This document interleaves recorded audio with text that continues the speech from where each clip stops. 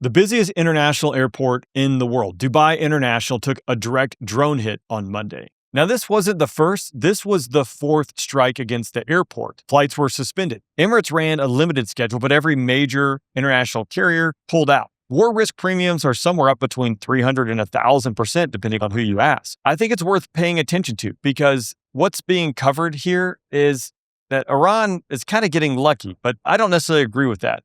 I think what actually is going on here is Iran is systematically working through the Gulf infrastructure, airports, oil terminals, ports.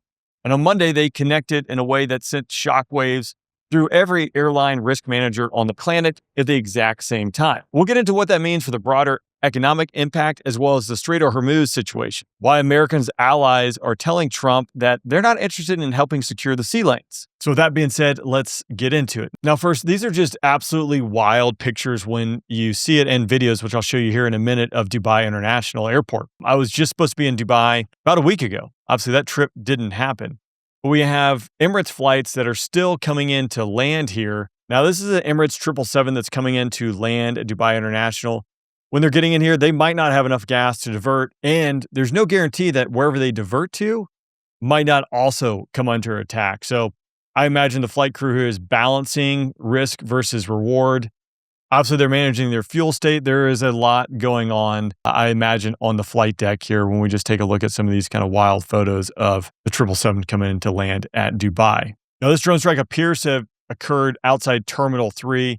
It makes you wonder, how long can the United Arab Emirates sustain this type of act? Remember, heavy tourism industry, where I've seen upwards of $600 million a day. It's what's costing the United Arab Emirates. Dubai International alone last year processed 95 million passengers, and it connected to 260 destinations across 6 continents. But again, just absolutely wild footage. We did a video last week on this shoot down in particular, and this is a one-way attack drone that appears to be transiting directly towards Dubai International Airport and gets taken down by an Emirati Block 60 F-16. Again, this is something that you don't really see every day. Block 60, very advanced F-16. Again, just absolutely wild to see that take place. Now, the Emiratis throughout this have been pretty open for the number of takedowns they've been doing when it comes to ballistic missiles and UAVs, at least from what I've seen. Now, this was from yesterday, March 17th. They had 45 one-way attack drones that were launched from Iran. That was just yesterday, and 10 ballistic missiles. So this is not easing up. And since this conflict began, they've had over 1,800 ballistic missiles and one-way attack drones launched at UAE. Not a very big country, and we've seen the destruction that has gone on inside the UAE. So this is not letting up. Now, Kelly Greco over on the War on the Rocks put out an interesting article that I think is worth noting a couple key points here, just for a different perspective.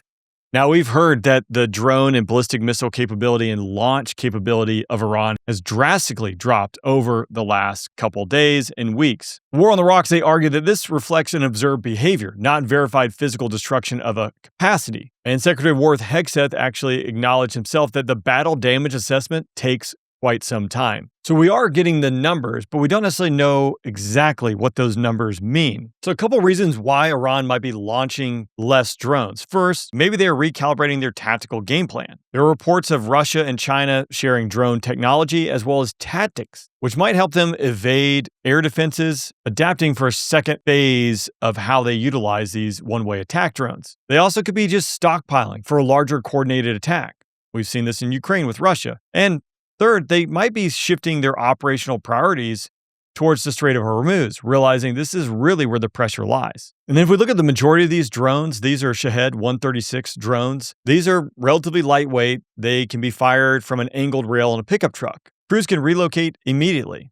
So there's no real fixed launch sites, very few observable signatures that distinguish the warehouses full of drones. They require human intelligence, signals intelligence, a vast network to ID all these, and relatively easy for them to be obscured or hidden. Now, pre-war estimates had Iran's drone inventories at somewhere from several thousands to over 10,000. And we've known they've launched a few thousand drones since the start of this conflict. So if we assume that production has halted, but again, that's probably not the case. And we've also are starting to see the possibility that drone technology and equipment is making its way in from outside parties such as China. So we can go ahead and assume, and I think we should assume, that they still possess a relatively large inventory. So ultimately, I still think we have to consider this is not going to end anytime soon. And I've used the analogy before, and if we just talk about the Strait of Hormuz specifically, and I'll use the baseball analogy, we have to bat 1,000. The U.S. and allies, whoever decides to come defend the Strait of Hormuz, which we'll talk about in a minute, Iran just has to get a foul ball. They have to get a single, they have to get a base hit. And from the strikes on oil facilities as well as tankers, they're clearly getting home runs. So this is definitely a massive problem set that the U.S. has to solve. Now, when it comes to the Strait and securing it, allies have been pushing back. Germany has flat out rejected any involvement, saying no military participation whatsoever. France, basically the same, equally direct, with the French president saying they will never take part in operations to open up the Strait of Hormuz. Italy, Greece, Spain also said no.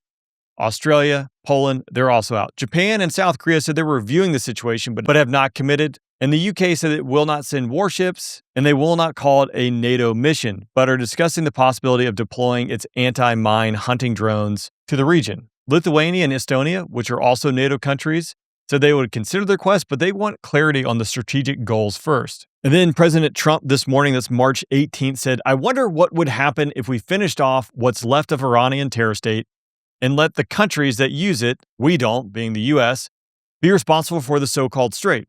That would get some of our non-responsive allies in gear and fast. So clearly, there are a lot of problems to address here. Now, this week's newsletter, which just came out this morning, we talked about the basing problem that I think might be an issue down the road, meaning we have all these military bases in the Middle East, which, to paraphrase, more or less guaranteed security in the region. But now people are considering maybe let's put a bullseye on the backs of these countries.